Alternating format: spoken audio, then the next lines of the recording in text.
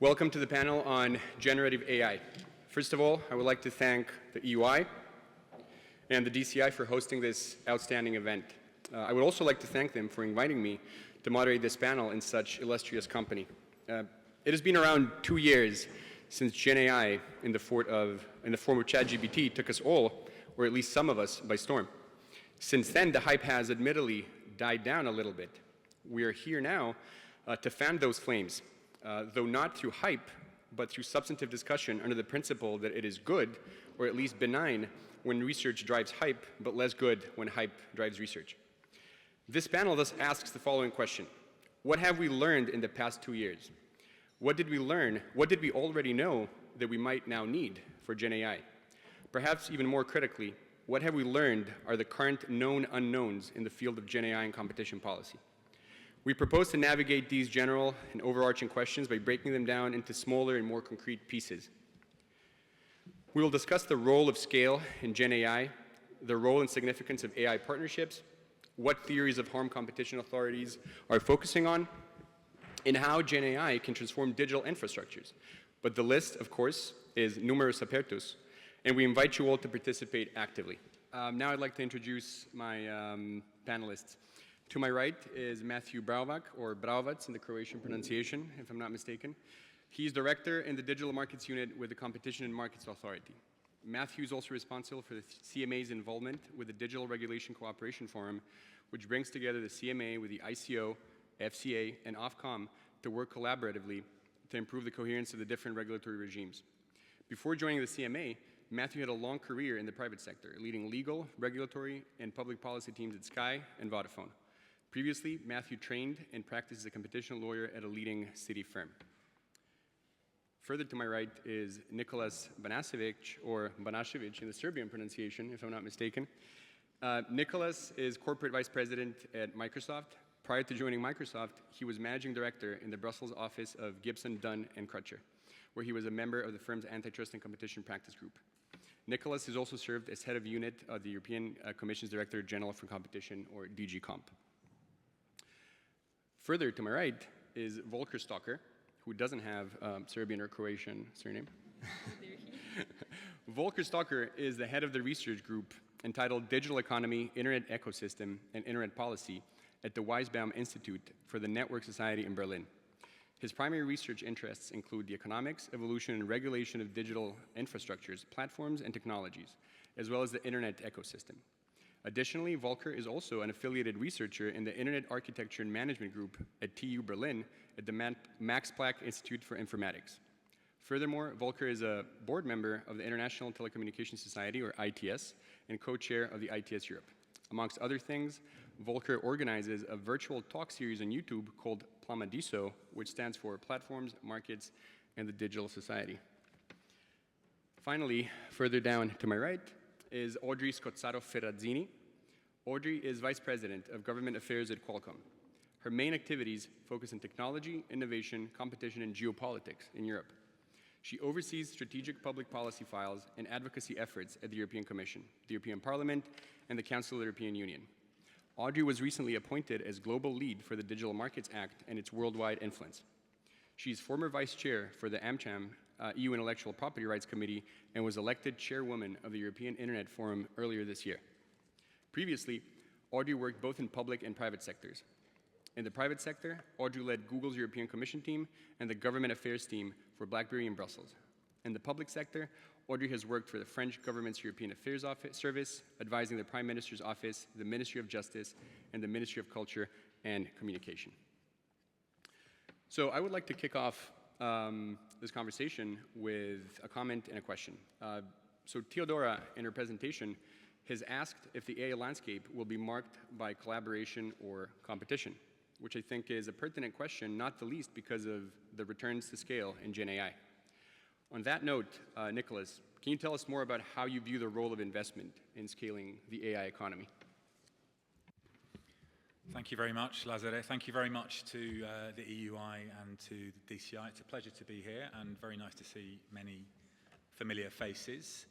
So I'm going to indeed build on some of what Theodora said, and we didn't coordinate, but I think what I'm going to say fits quite nicely on top of some of the things that she was talking about. I think it's a very interesting moment as well to be discussing these kinds of things. I think we often, in different technological waves in our antitrust community, we have a debate about the role of antitrust and whether it should intervene or not, and at which point. And I think fora like this are very important in terms of just having that collaborative discussion in an area where everyone isn't necessarily kind of deeply enmeshed every day. I think it's very useful to discuss and debate.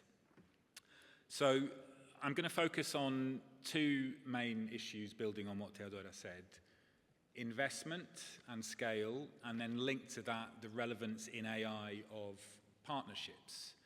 And actually, in my view, how there's a link to some of what the Draghi report was saying in that regard in the context of AI.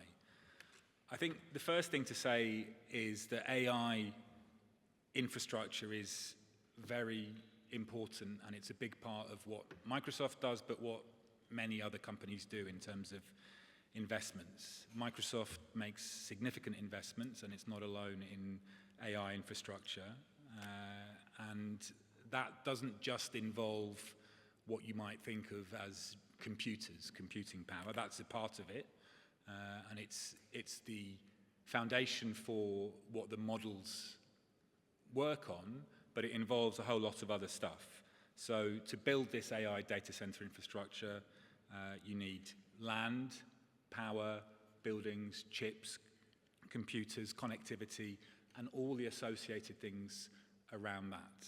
And that involves a lot of investment. Again, that's something that we, Microsoft, are doing around Europe and around the world. We announced investments in Italy last week, but we're not alone in that regard. So investment is very important as a foundation for the development of AI models. But on top of that, I think partnerships are very important because they are what enable innovation, choice, and which facilitate competition. I'm going to focus on two specific aspects or two facets of how partnerships work.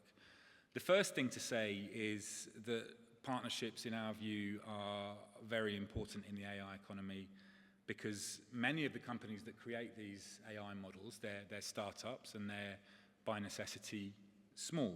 So in this world where you have these capital-intensive requirements to build the infrastructure on which AI can work, tailored partnerships where you can have training of the model on the infrastructure has to be provided by someone else. And so that's the first point that I would make in terms of the importance of partnerships, in terms of the complementarity between the infrastructure, which is capital intensive, and often the partnership with an AI innovator, which at least at the beginning is a startup and is small and needs access to that capital infrastructure.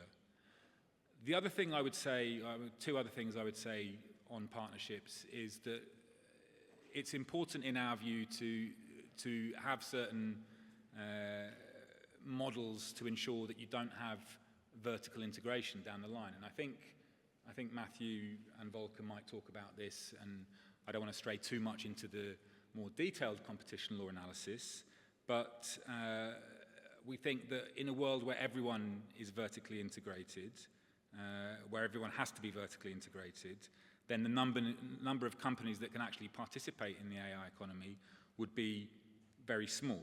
And so we think that partnerships across the chain lead to innovation and choice, and they enable startups to expand and to enter into the market by giving them access to the models and to the infrastructure that they need to build on.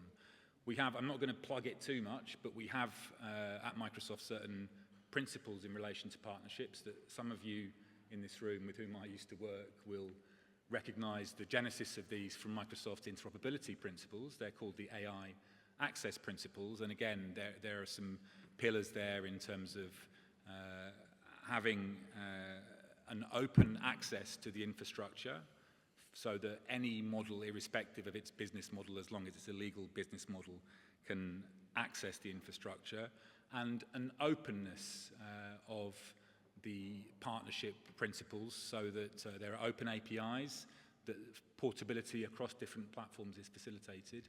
And we think that those things facilitate competition, reduce the risk of bottlenecks, and therefore are beneficial to competition in what's still a quite nascent area. The last thing that I would say on partnerships, and this is maybe a more European-specific bent, is there's obviously a very topical, a very important ongoing debate about Europe's economy, European competitiveness, and how that can play out most efficiently in the context of the tech economy, well, in the economy in general, but also in the tech economy, and that obviously includes AI.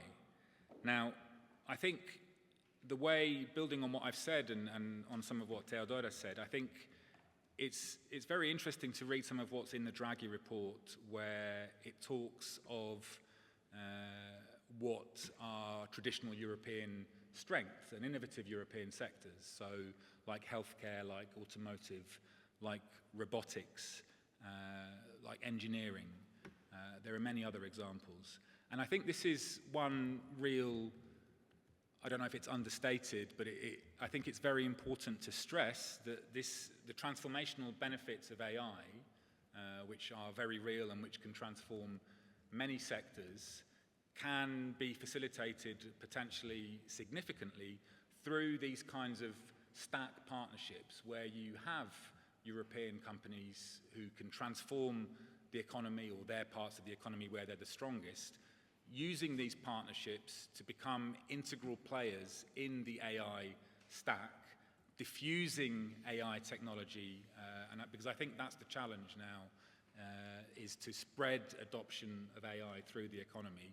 And so I think that's where there's a mutual economic interest, if you like, of the investments in terms of companies, that companies like Microsoft are making, and investments and the facilitation of diffusion of AI-related technologies in the context of that stack, where Europe really can play a leading role and benefit. And I think that's also what we see in some of the Commissioner of President von der Leyen's principles. A lot of it was in the Draghi report. So I think that's an area of promise and something for us to potentially discuss. Excellent. Thank you very much, Nick. Okay, so let's zoom in on the partnerships question because it seems to be seminal. Partnerships between established players and small scale, or at least much smaller scale companies and startups have received a lot of attention in the media and beyond, as Teodora showed us. And indeed, it seems that some competition authorities don't have such a positive picture of these partnerships. So my question for Audrey. Audrey, what global trends, if any, do you see in competition authorities' reaction to competitive dynamics in GenAI in general, and AI partnerships more specifically?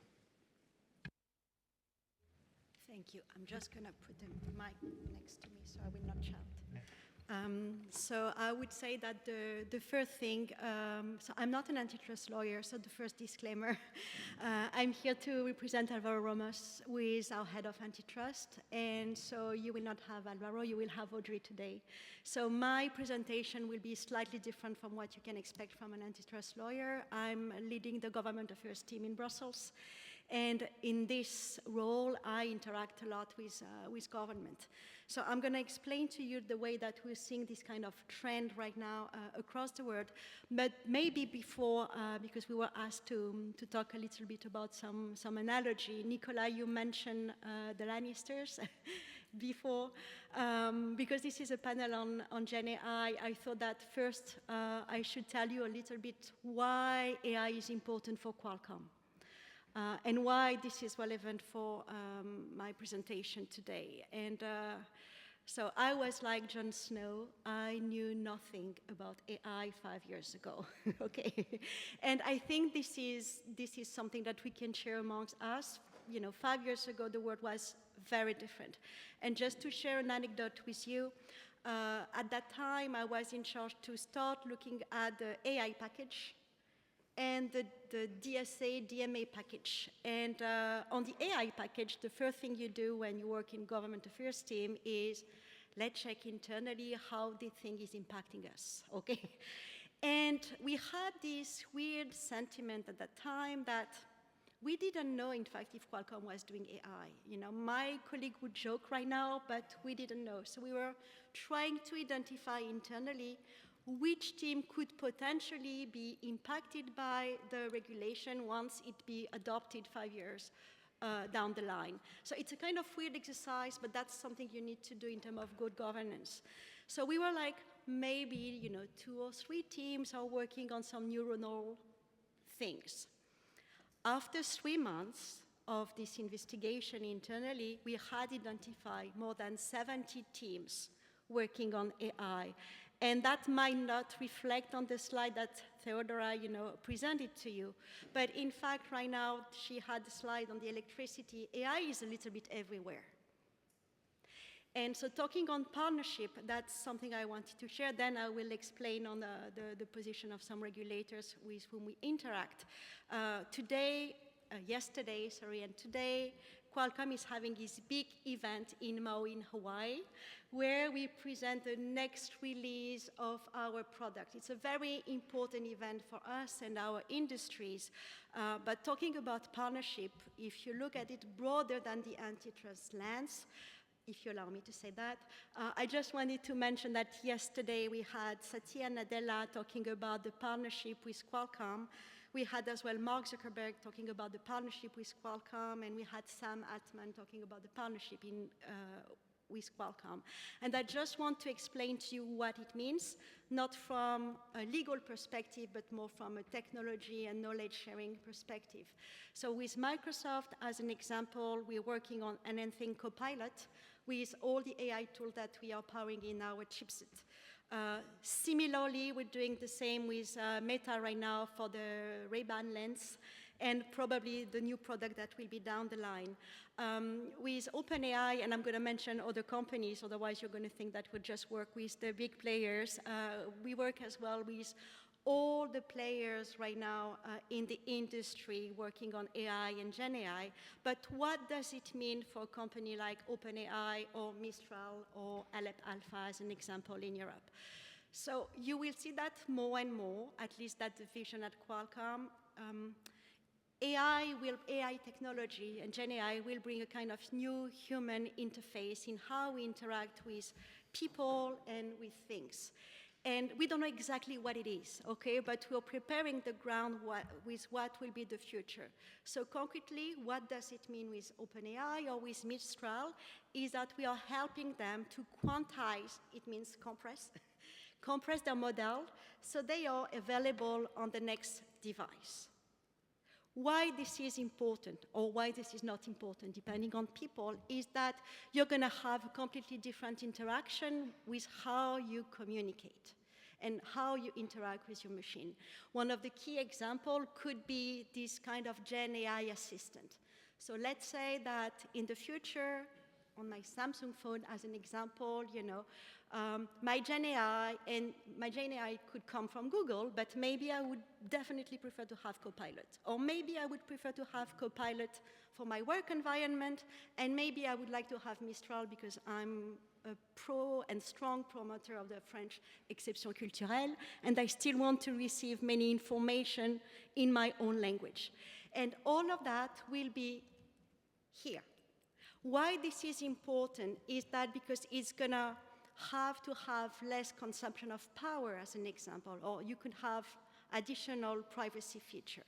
And now I'm going to the discussion with regulators. So on your point, and that was a very long presentation on setting the scene, I want to make sure that Theodora will include Qualcomm next time she's presenting on GenAI. But we are seeing increasing interest from a number of regulators and policymakers across the globe. So I have a list. I'm going to give the list, and then after we can talk about that. But we have seen the CMA, so I won't go there. But CMA had consulted with the industry. It was back in April, and then after every month there is something. So CMA was on the foundational models. We had this important report from the Autorité de la Concurrence back in June, which is looking at the structure of the market from, I would say, up to the chipsets, to, I would say, the cloud, and as well the different actors, the partnership, the cultural exception, so it was like a broad view.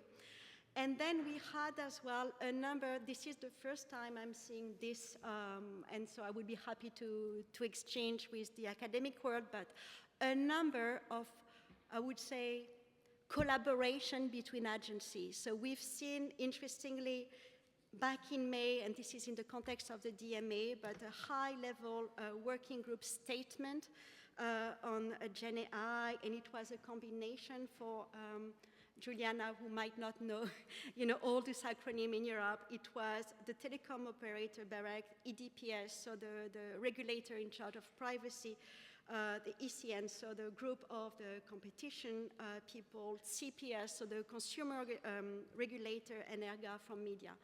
All of them made a statement about we need to look carefully about what is happening. This is in the context of the DMA, but clearly then we might see some positive things, but as well some negative things. And maybe the Digital Market Act, which is the tool which is looking at some gatekeeping exercise, could already be competent to look at some of those problems in the market. And then just after that, just before I went on vacation, we had a very interesting statement from the European Commission, from the DOJ, and the CMA. I'm not going to say it is exactly the same, but it's kind of the same recipe and flavor going into that direction. And it continues, so now I need to check every day if something is happening.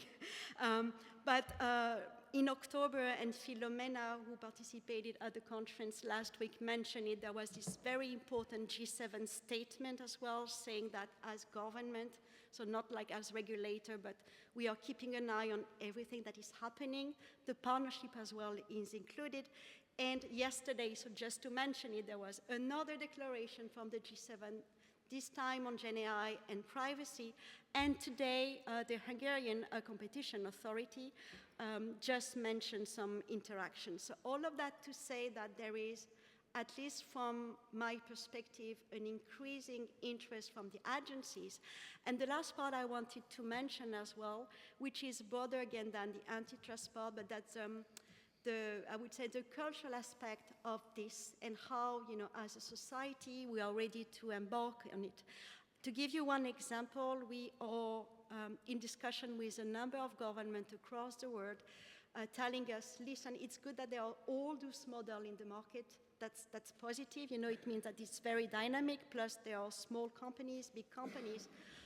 But Qualcomm, can you help us to make sure that we can still have our own sovereign model or national model? You can call it the way you want, but that's something very, very embedded right now in some of I would say, the concern of policymakers. Not just about the concentration of power, if I could say that, but the concentration of ideas, or you could say a unique way of looking at things. So that's my perception. Thank you.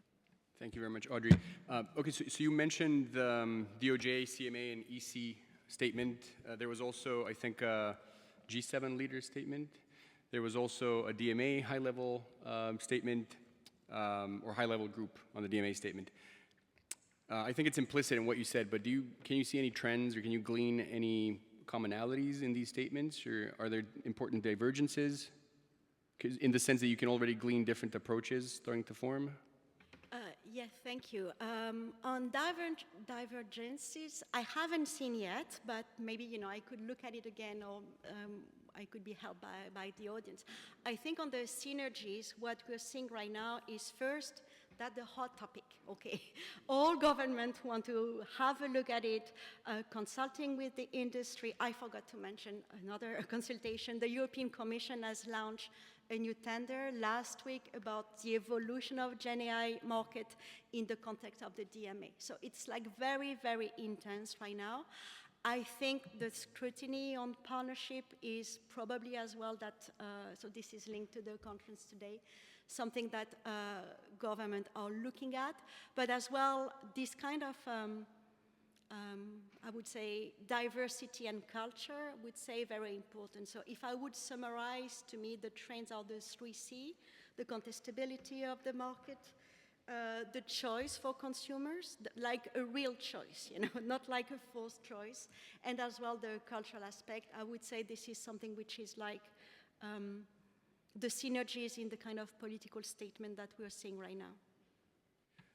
To that, I would also add there's a consultation opened by the Japanese JFTC on GenAI. If you want to submit comments, I think the deadline is November the 20th or something like that. So also Japan is issued, statements and has shown some interest. So who better to respond to this or to comment than Matt, since I don't know if you were involved in the letter, but you surely know of the letter and can explain it further. So Matthew, can you tell us a bit more about the key competition risks you identified on the AI foundation model stack, how your principles, how you address these, and how this is shaping the CMA's work and action in this space? Great, thank you. So there's so much that could be said. I'll try to respond a little bit to some of the comments that have come before. So I think the headline is we are watching very closely, and I think that's probably right, given the importance of this area. Secondly, we have multiple tools to use in this area. So antitrust is clearly one, but in the UK we will soon have a new digital markets regime, which I'll talk briefly about. And we also obviously have got merger control tools as well. And again, I think it's right that authorities should be thinking very seriously and actually using all of those tools. At the moment, we're using them largely to gain information because we talk about partnerships as if they're all one thing. But of course, as Theodora mentioned, they're not. And, you really need to get into the details to understand exactly what these are. And I'll also talk about a few of the other competition concerns that we have. But I think that it's right and a good thing that the CMA is doing things like publishing our work on foundation models, where we're setting out both some concerns that we might have, but also we're recognizing some of the amazing benefits, and we're putting into the public domain some really good research, I think, about the developments of the market, the number of models that are available, the innovation that's available. And I think that and actually trying to get ahead of this by actually trying to shape how these things develop rather than taking, if you like, the sort of traditional antitrust view of, sit back and wait, and if things go badly wrong, then bring a case and try and kind of fix them ex post. So just a little bit of background for those who might have been concentrating more on the EU or the US rather than legislative developments on a rainy island in between those two. We have got a new act called the Digital Markets Competition Consumer Act. It will come into force in January of next year. And it is similar in objective to the Digital Markets Act, but it is kind of deliberately more flexible and targeted than that act. So Diana Moss made some comments yesterday about both the difficulties of relying upon monopolization antitrust cases to manage digital markets, and also the challenge of EU-style ex-ante regulation. So I'd like to think that the EU framework is a third way, and for all of you, I'm sure, a wonderful natural experiment, which we will see, over the next few years develop. So very briefly, unlike the DMA, we have to start the process in relation to digital markets. Nothing applies automatically on day one. And we start with an evidence-based analysis of significant market status, which is made up of showing substantial and enduring market power for a digital firm. So that means at least a 5-year forward look that we think that that market power is going to be maintained, and a position of strategic significance, which can be size, importance, gatekeeper status, etc. But two important things: it's not dominance, and we have made clear that we will not import wholesale the dominance case law. It's a different test with different objectives. And we're not obliged and won't do full antitrust market definition analysis. We start with the digital activities of the potential SMS firm and work outwards from there, rather than necessarily the other way around. Now, hopefully that probably doesn't make a difference in most cases, but what it hopefully does mean is that you don't spend all of your time and effort, debating the exact edge of things if actually the reality is shown by the majority of the case. And we can put then into place conduct requirements, which will be rules to mitigate the impact of that market power, and we'll plan to do so simultaneously with this analysis of SMS and market power. So the fact that it is specific rules that apply to specific firms, I hope answers some of the criticisms or some of the discussion from the ecosystems yesterday, recognizing that amongst big tech firms, they have actually very different business models, and sometimes they can be treated the same when actually they're very different. It was also talked about yesterday that whilst legislation is important, what's also important is having the knowledge and the people to actually use them. So in relation to the UK, we have about 40 people in our data team currently, data scientists and technologists. We have about 70 people in our core digital markets unit, and we plan to expand that up to about 200 people who will be working on digital activities. So with that as a sort of background, we have been publishing, as was mentioned, a couple of, I think, important reports about how foundation models and generative AI is developing. And I think that, it's important to say that, the question of how to intervene and when to intervene is not new for authorities. It's the perennial question, of course. So we're trying to set out expectations ahead of time so that they can be taken into account whilst things are being built rather than afterwards.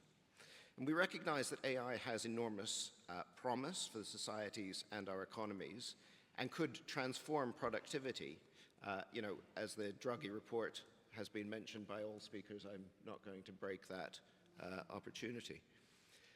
So we are decidedly pro-digital markets in relation to the productivity and the impact that they can have, but we do need to keep them under careful review. So we wanted to share our early understanding in two reports. Our first analysis was published in September of last year, and we noted that there was a risk that the market could develop in ways that would potentially harm competition and consumers.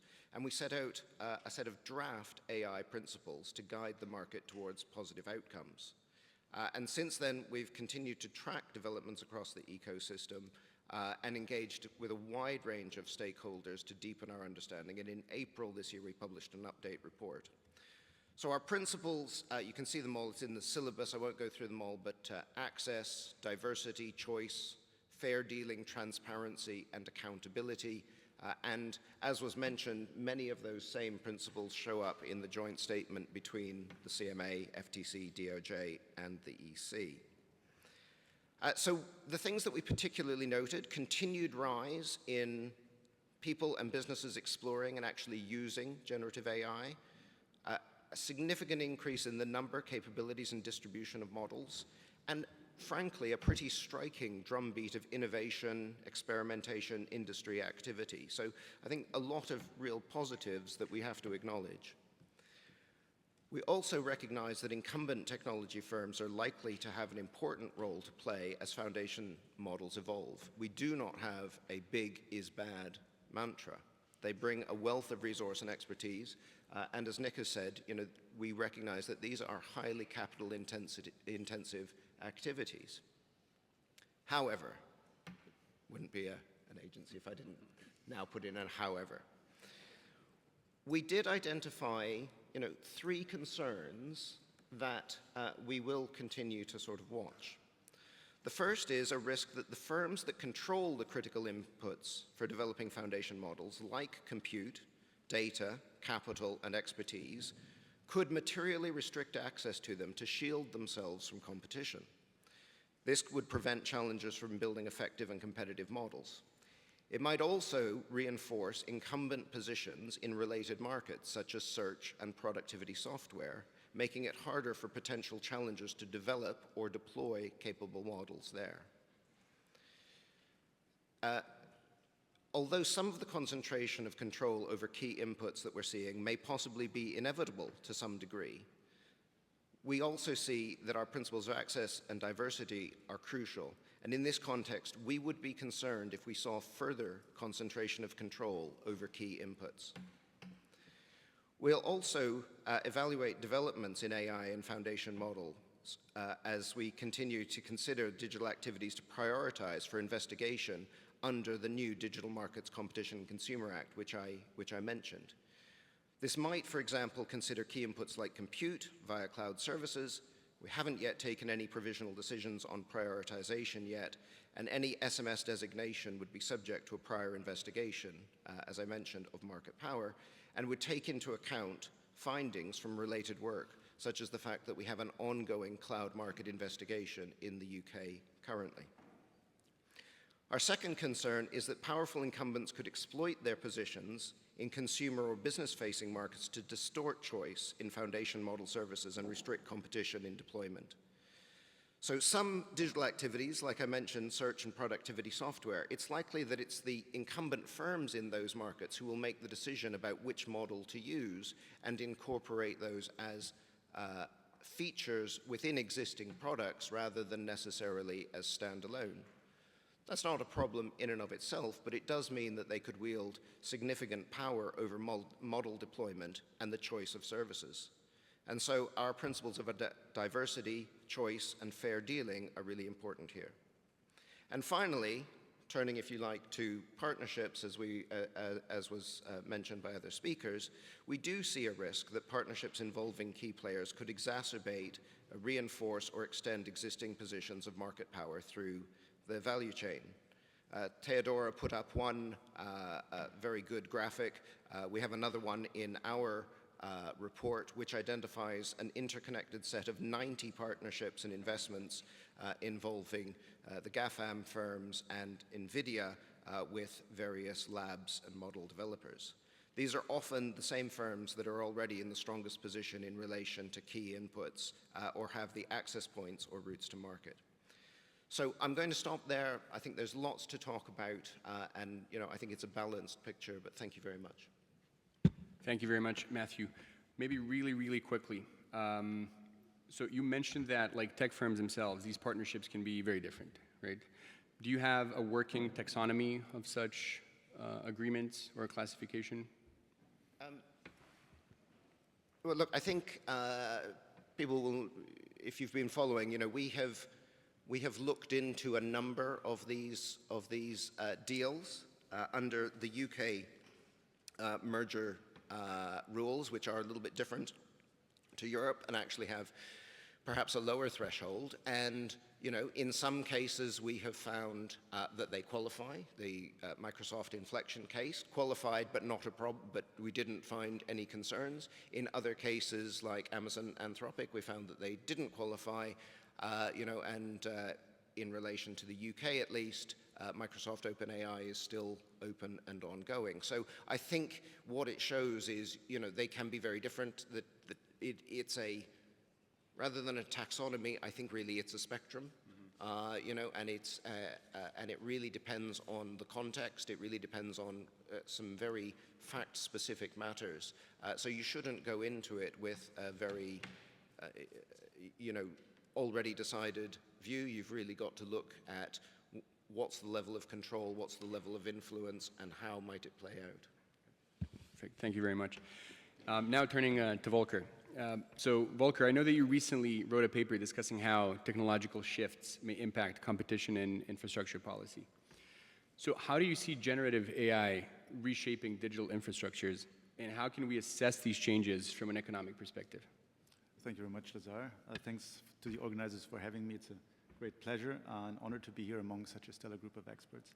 In the following, I want to zoom out a bit, of course, answering your question precisely, but I want to offer some high-level reflections and additional thoughts. In doing so, I aim to contextualize the discussion a bit, offering a broader perspective, including end users, that is, individual end users and business users. Let me start by reiterating what we've heard, that in today's digital ecosystem, service provision is based on a complex and evolving fabric of interconnected and complementary network computing, but also communications network resources, such as local and wide area networks, routers, servers.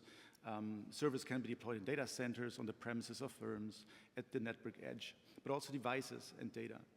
So many of those resources are owned, managed, and controlled by different entities, which are often competing and have opposing interests. Some of these resources are open and publicly shared, while others are closed, dedicated, or managed in a more proprietary fashion. There's a lot of nuance with regard to the openness. Think about open source versus open weights considerations in the LLM arena. Now, when I talk about LLMs, and we have lots of lawyers here, I talk about large language models, not the degrees all of you guys have. Okay. Now, AI-fueled technological progress drives the co-evolution of hardware, software, and services, and creates new and evolving interdependencies. Wonderful. Should I say again interdependencies? The resulting dynamics reshape technical and business interaction, industry structures, competition, and innovation, which is, of course, at the core of the DCI mission to explore. So as we know, and as we heard, leading tech firms are key players in the GenAI sphere, investing heavily in data centers, AI chips. Some of them develop AI chips as well, and AI models, training, building, and so on. We have heard about that. So these companies manage ecosystems spanning various layers of service and network platforms. As Christopher emphasized yesterday, these vary significantly in structure. They have evolved over time and reflect a specific firm's business models. We talk about the large tech companies and their cloud capacities, but they didn't start out as cloud companies, right? Microsoft, Google, Amazon, none of these guys started out as cloud companies. Now, as highlighted by partnerships between leading tech companies and AI firms, we see a growing diversity of collaborations and integration strategy. We also heard about that previously, but some tech firms have multiple partnerships, while some, on top of that, are also developing their own AI models and tools. We heard about vertical integration and interfaces at different layers, like APIs. Also think of, for example, of Microsoft and Bing, which is fueled by OpenAI's GPT-4, and also the innovation by OpenAI called Search GPT. So there's lots of co-opetition stuff here to explore, and it's a lot about trade-offs and ecosystem context matters. I think that's for sure. Now, digital infrastructure offers, if you will, the technological substrate that enables AI, but it also defines its boundaries. So in essence, the capabilities of AI are determined by the substrate, which in turn shapes AI's potential for use and innovation, which feeds back into improvements and investment in the substrate. Investment, innovation drivers, spillovers, and feedback loops become important here. Now, I want to make a few high-level points, if I may. First, generative AI comprises an evolving range of technologies and tools, right? It's not a singular thing. Its users and digital infrastructure needs vary tremendously. Scaling models also varies. We have scaling phases, we have optimization phases where we need less resources to train models. All of this is unfolding as we sit here. Audrey mentioned this, Matthew mentioned this, how pervasively deployed GenAI tools already are, of course, but they can be embedded in and found across different layers of the value chain. So there's more to GenAI than just LLMs, large language models, and consumer-facing applications like ChatGPT, right? So circling back to some comments, high-level innovation perspective. GenAI tools can arguably enable more and more decentralized innovation activity as innovation barriers and costs are reduced, and innovation cycles can be shortened. This can happen in a wide variety of contexts. From an end-user perspective, many GenAI tools are very easy to use and foster interactivity. They may create data feedback loops that enable data-driven learning, customization, personalization, which can influence end-user behavior and raise switching costs. There also may be a growing gap between what we could call AI proficiency, the ability to use GenAI, and AI literacy, to comprehensively understand its implications. So technologies become much more complex and opaque. GenAI models are mostly based on deep learning and neural nets.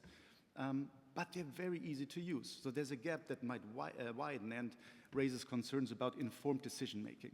So one could also think about the following. Even if consumers make informed decisions based on today's state of technology, future AI advancements such as GenAI and its enhanced capabilities to use unstructured data may extract insights from data in ways end users cannot anticipate at the time of consent, leading to what one could call an intertemporal mismatch in informed consent.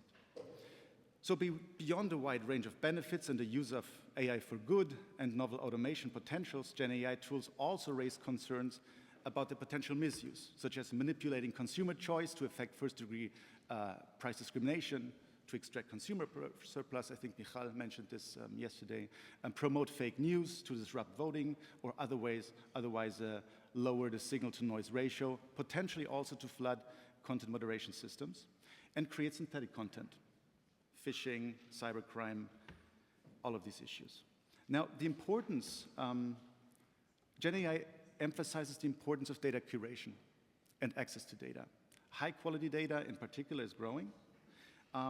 We see copyright disputes at the moment over training data. We see a decline in the AI data commons, which highlight current challenges with regard to access to data. There's lots of discussion going on this regarding the role and criticality of data as in general for GenAI, but also relating to the use of synthetic data, future role of licensing, and so on. So, turning to the book chapter more specifically, a colleague of mine, William Lehr, and I, we went and adopted a forward-looking perspective and explained basically in a book chapter that was recently published that to craft good GenAI policy or competition policy, it will be important to direct special attention to digital infrastructure policy and to building what we call a multi-stakeholder measurement ecosystem. So let me give you a few reflections and insights on this. First, the digital infrastructure provided by the web or fabric of entities that comprise the ICT sector is the nursery and foundation that makes GenAI possible, and where the direction of innovation and its intersection with real-world effects may be best first observed. Second, digital infrastructure will have the tools to collect the data needed to inform sound evidence policy making. It will be embedded in the digital infrastructure. And GenAI here raises the potential for automated measurement and decision-making capabilities for evidence-based policy making that have previously not been feasible. Third, we need the institutional multidisciplinary capacity, we heard about this a second ago, to jointly address the technical and economic issues that will continuously emerge and challenge conventional wisdom, and hence, as well, pre-digital approaches to competition policy. This multidisciplinary capacity needed requires more holistic and active integration of expert engagement among engineers, lawyers, social scientists, including economists like me, who are broadly familiar, of course, with digital technologies. Now, we mention or we identify three core competition issues in our chapter. And the first thing is about bottlenecks. We've heard about this, of course. So competition policy will need to ensure that shared access is possible for all bottlenecks that may arise in the fabric of digital infrastructures. I mentioned the complexity and the dynamism in this sphere. So on the one hand, AI tools have the potential to enable more dynamic and flexible multi-homing and network resource configuration options that may shift the balance of power in the digital infrastructure fabric, as well as the locus of where or if at all bottlenecks exist. On the other hand, AI capabilities might also be used to reinforce and sustain the market power of entities with bottleneck control over particular resources. Second, competition policy will need to enable and assure that ecosystem switching is possible. This will require a level of interoperability that may not be feasible or desirable at all levels. However, end users should have choice without being overly constrained by switching costs, of course. For example, GenAI may facilitate here multi-homing and platform and service migration. But personalization may hinder data or service portability, complicating switching. I think this is a very interesting trade-off here. Ensuring that consumers have adequate access to the information needed to make informed decisions may depend on the disclosure and transparency policies we develop and can effectively put in place. And this is, of course, a requirement for evidence-based decision-making. So we believe that here the best hope to achieve this level of information that we need is by fostering a robust market of what we call third-party providers for network performance data, which is complemented but not solely dependent on direct government data collection efforts. For example, test labs, sponsored research by academics, This has a lot of tradition in the computer science sphere. Third, there's a risk that essential digital infrastructure may be unavailable or insufficient in quality, capability, or usability. This may fall under more, let's say, industrial rather than competition policy, and we explain scenarios and potential causes for such outcomes. Think about digital divides here that now have a different shape and form.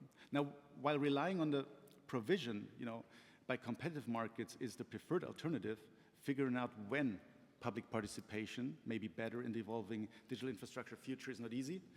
Determining when and how public participation is necessary is obviously non-trivial and a complex challenge. Now,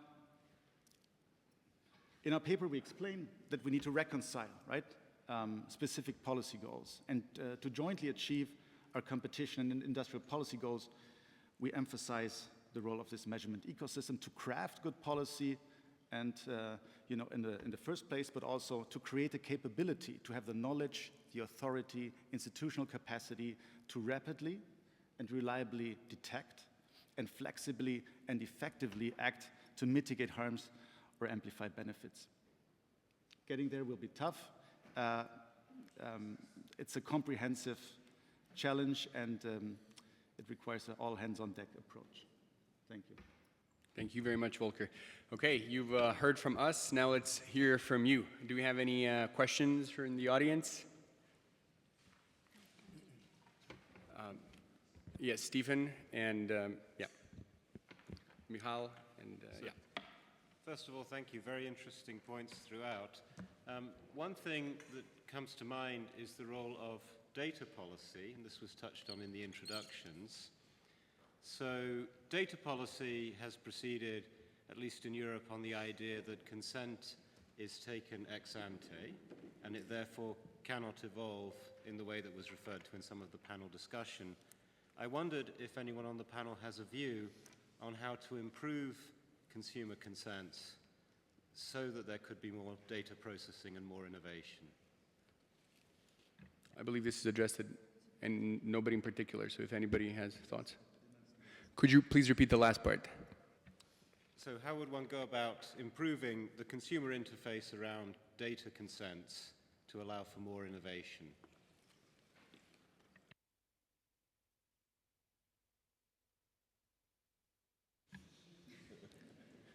That's a very good question, Stephen. The user interface, you mean the consent protocol, or? Yeah, that's right. So something like when collecting a consumer consent, at the moment, right, at least under GDPR, a conventional reading would be the consent does not address a transformative use. So the purpose limitation under GDPR would mean someone clicked yes, but they clicked yes about A, therefore you cannot innovate in B, regardless of how helpful that might be to the consumer.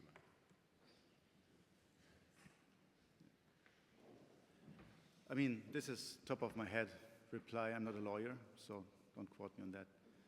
I think the fundamental thing is to make sure that this is an informed decision. So it's maybe not only the protocol, how you establish this, I assume, but also how you communicate this. And there's lots of, I don't know if you're aware of this, there's lots of innovation, how to map complex information to label solutions, something like this, right? To communicate in the first place. And the second thing is, if you don't do this, of course the question is, how much worth is that stuff? Do you click a button and say yes, and do you really understand, or do you really have make the effort to read all of this? It's a complex question. I don't have a better answer, but thank you. Thank you both. Michal, please, go ahead. Thank you. This is a great panel, of course, such important issues. Two questions, and to anybody on the panel. The first, and these are things that I'm grappling with as well, so it's not I don't think there's an easy answer here. First is how analytically different are GenAI issues than traditional markets? I mean, how much can we learn from what we already know? And how much should we need to tweak our understandings and learnings in order to apply to GenAI? The second is that at least most of the speakers talked about access to platforms as a demand, a requirement, a good thing. However, access here, I think, is a two-sided sword, because GenAI is also comprised of learning algorithms. And they learn from prompts, and they learn from data which is uploaded in order to apply GenAI to it. So this creates better GenAI algorithms to those that most use. A bit like, the browsers that we talked about in the past. So how would you relate to that in your analysis? Thank you.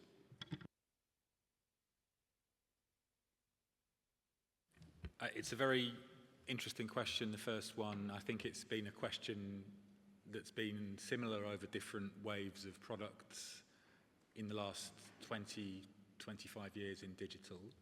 I think we need to have a bit of humility in the sense that things are new and developing and nascent, and it's, well, in one sense, AI actually isn't new as a concept, but the intensification of it is new, and there are new aspects that we need to be humble about. But in another sense, I have to say, when we talk about the tech stack at different levels, issues of access, interfaces, interoperability, it seems to me that there are principles from antitrust over the years that are not necessarily specific, but that you can think about in similar conceptual terms as before.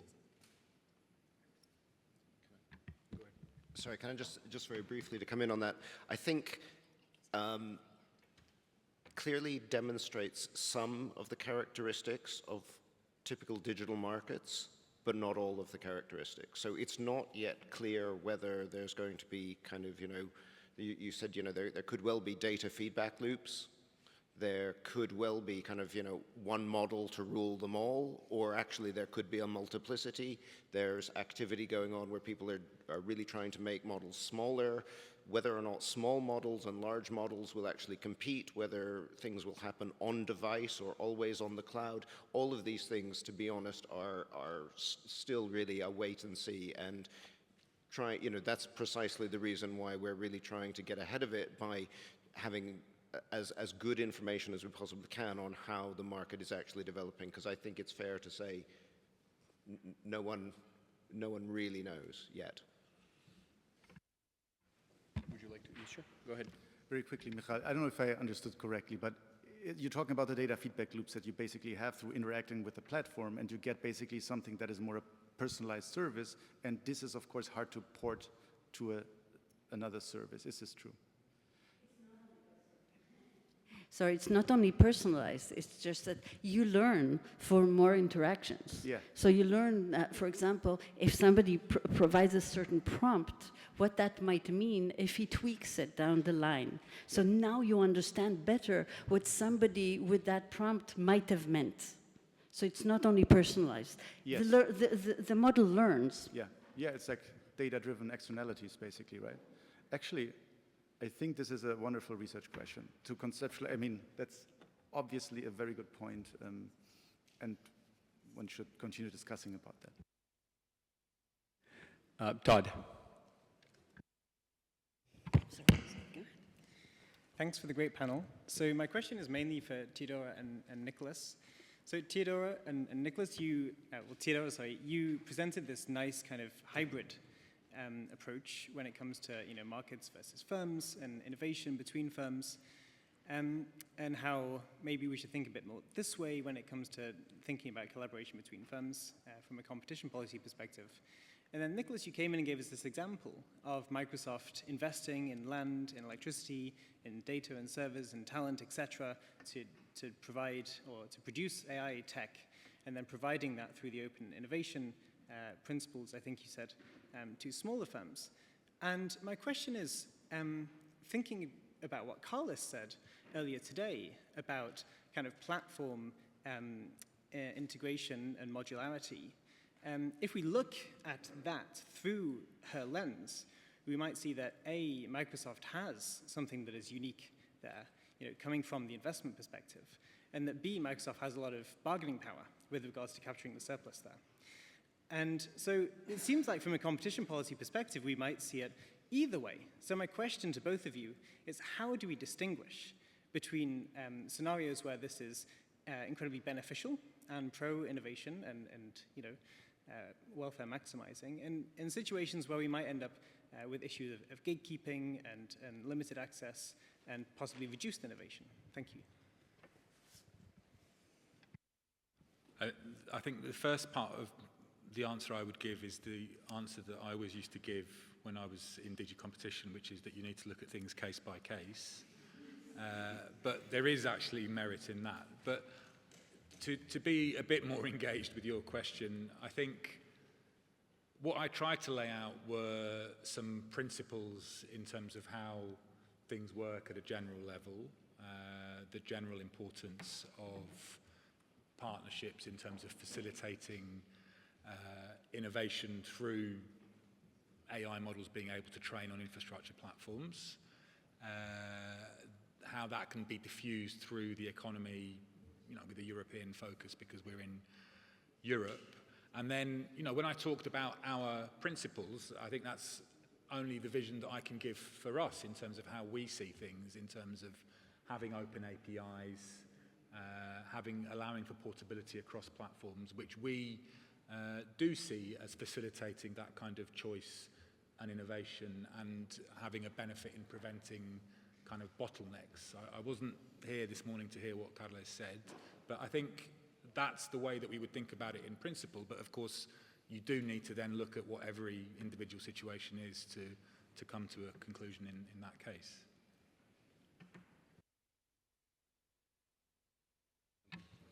Yeah, sure. So, Todd, had you read the paper I assigned, you'd have the answer. Unfortunately, I didn't have access to the reading before the conference, but I'll definitely look afterwards. Thank you. That's for the organizers to fix for next time.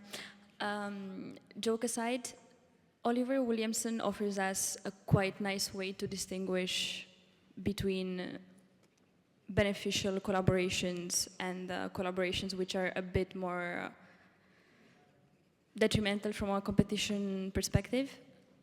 But what I'm trying to say is that, first of all, as we just heard, it's a case-by-case assessment, so there's no one-size-fits-all response. But also, I think that even in relationships which don't look as much as a collaboration, but look more as a supply kind of agreement, we still have some benefits which we don't have in shorter market interactions. And I'm thinking, for instance, of the tire producer Michelin, who is very much innovating together with the car companies to which it supplies tires. And I think that this shows us that collaboration can happen in many different forms, and that there are many benefits in terms of information sharing, know-how spillovers, which occur in relationships with very different structures, and that's something that we have to keep in mind.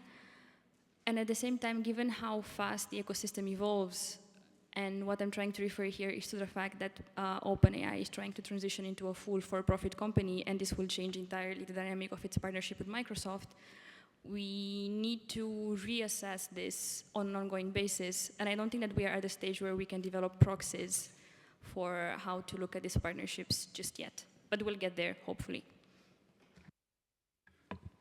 Oliver, I believe you wanted to ask a question, or no? We have time for a quick one. If there's still time, then... Sorry? If there's still time?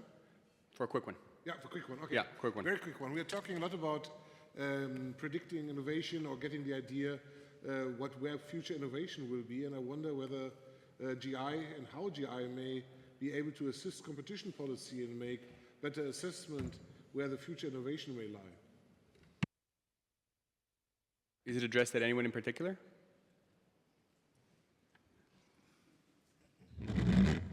The acoustics are not sorry. Acoustics aren't optimal. You were asking about to what extent GenAI helps to predict future innovation? Yeah, exactly. Yeah, we often in merger control, but also in other areas of competition policy, we have the problem that we don't know who will be the next big innovator. We have to good guess what the future effects will be. We use merger simulation calibrated with past data and so on. And I was just wondering whether generative AI may help us to sharpen these tools and be better in assessing these kind of future effects in the sense of bringing innovation more into competition policy. Well, I was probably going to answer a slightly different question, which is unhelpful, but we are definitely using it actually in enforcement, if you like. So that's not quite the answer, not quite the question, but I think it's definitely, it certainly gives agencies the opportunity to deal with and work with far bigger amounts of data than ever before. And I think people are mixed on whether that's a good thing or whether it's kind of death by data, and you just cut it in 92 different directions, and you still end up largely with the same analysis. But I think it's probably good to have it in the toolbox. Thank you to our audience. Thank you to our brilliant panelists. Join me, please, in giving them a round of applause.